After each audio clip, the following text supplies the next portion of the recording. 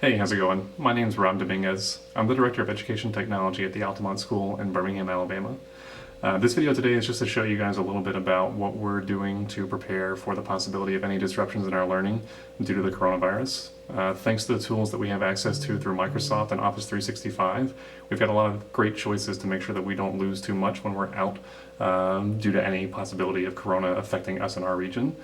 So we'll see how to screencast a video, which means that we're going to record our screen, and that can be taking notes in OneNote, that could be a PowerPoint presentation, there's lots of choices there.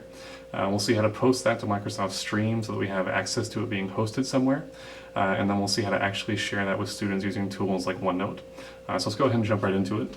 So the thing that's kind of hard to do with this demo is the fact that I can't really record myself doing a screen recording.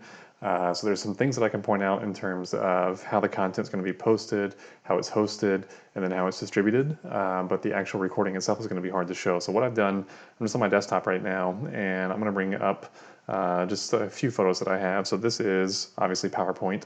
And when I'm in here, we see the options at the top in the ribbon, and we see this recording button right here.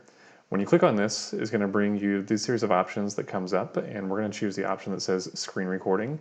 When that happens, it's going to kick you back to your desktop, and it's going to go ahead and provide you with this dialog box. Probably what will happen is most of your desktop is going to be grayed out because you have to actually select the area that you want to use within the recording itself. So once you use that, you'll click on this button, it'll create these little crosshairs, then you'll go ahead and drag that across the screen to select the area that you actually want to record. Once that's done, you can hit the record button, and then we'll see a few things that are happening. You'll get a 3, 2, 1 countdown on the screen itself. This record button will change to a pause button, and so that's something that you can press if you want to go ahead and take a second and get your thoughts and then actually come back into the recording itself. Once you're said and done with everything, you're going to go ahead and press this stop button. So to show you guys an example of kind of how I would do things if this were me, kind of get everything set up. Let's say I'm recording right now, which I actually am because I'm in this PowerPoint down here. I want to go ahead and get my screen ready for whatever it is that I'm going to actually be recording. So I have OneNote, and I have this computer science lesson for my middle school class. Typically, if I'm going to be writing notes on here, I probably want to go ahead and collapse everything on the left-hand side, and I want to make the screen as large as possible, so I'm taking advantage of all the real estate that I have. You'll see that I have access to all of my tools, so if I want to go ahead and annotate or highlight in this closed notes section, if I want to point certain things out, I've got access to do all of these things. So when my screen's ready, I would go ahead and access that dialog box that would be up here for the recording itself. I'd go ahead and press that record button, I'd do my thing, and then I would hit stop. And then once you hit stop in the recording itself, it's going to kick you back to PowerPoint. So we can see that I've got this video in here of myself, and if we advance a little bit so I'm not on the screen, you'll see that we've got different things that are happening inside of a code editor. So at this point, I'm actually ready to go ahead and take this file and save it. So I'm going to right click on here. I'm going to say Save Media As. And typically what we end up recommending teachers to do is to actually select their OneDrive, which I've got somewhere over here. And the reason behind that is that we don't want to inundate our system by having too many video files stored on there. Space can run out pretty quickly. We have way more as an option on OneDrive, so it's better to go ahead and save files there. For the ease of illustration and demonstration today, I'm just going to go ahead and save this on the desktop. So I've got, we'll call this example video, and I'm just going to go ahead and click Save. If I go ahead and minimize this screen, I'll minimize this one as well. We'll see I've got example video saved right here.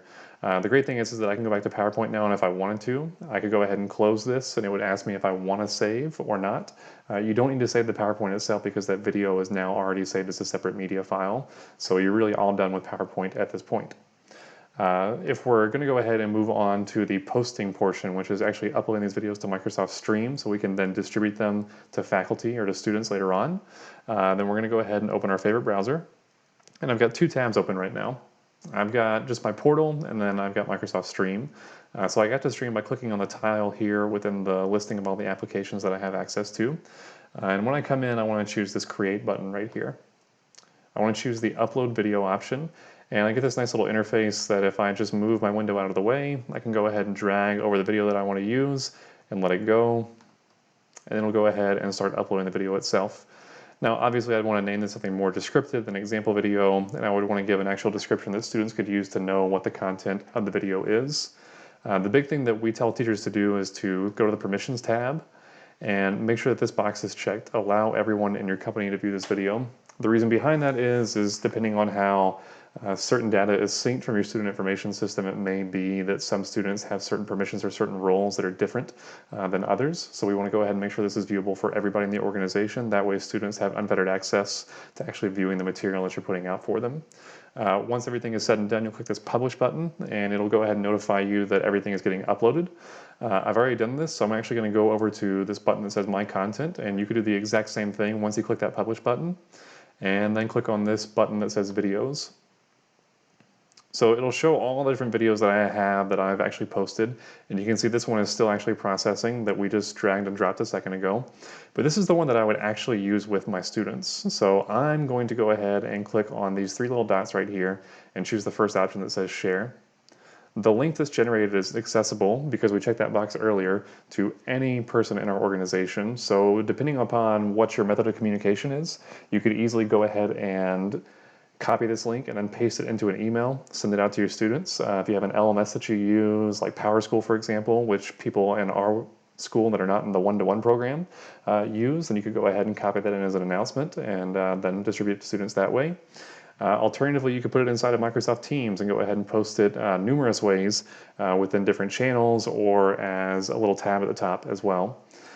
My personal favorite and the way that works best for our teachers that are in the one-to-one program is to go ahead and actually use OneNote.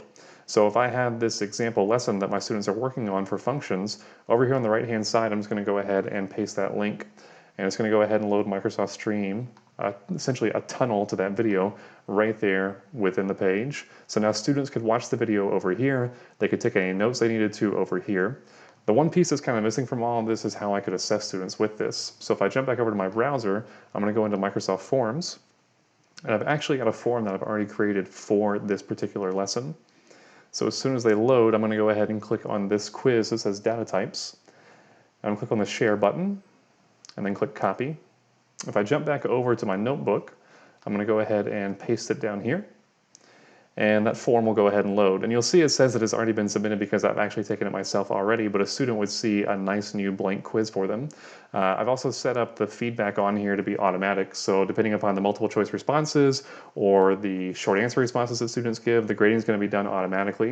And if there's incorrect answers, there will be hint and feedbacks that are given, so students really have a shortened feedback loop from learning the material, writing their notes, all the way to the assessment itself. So even if we're not in the same place, even if we're doing distance learning, we're still able to get things done. That was kind of fast and furious, but I hope that was helpful for you guys. That's just one way that we're looking at connecting with students in the case that we have issues with Corona. If you have any questions, I'm available on Twitter. You can reach out, and good luck.